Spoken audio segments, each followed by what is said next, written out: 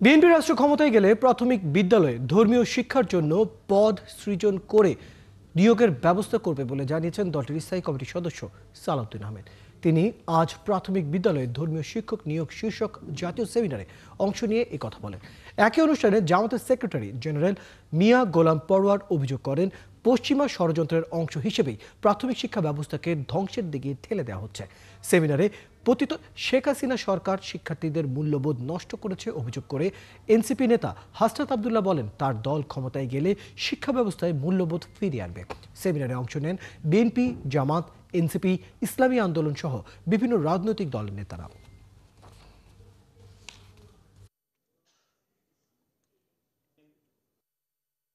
এখানে ধর্মীয় প্রভাব যারা সংখ্যাধিক্য থাকে তাদের রাষ্ট্রের সমস্ত ক্ষেত্রে থাকে।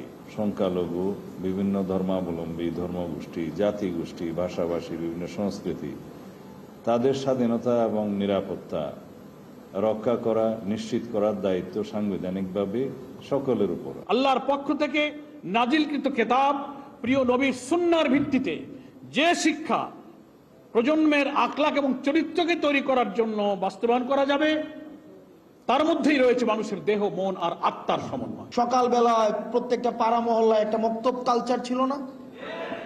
এই কালচারটা কিন্তু আবার চেঞ্জ হয়ে গেছে। এটা কিন্ডারগার্টেনের মধ্য দিয়ে এটা প্রতিস্থাপিত হয়েছে।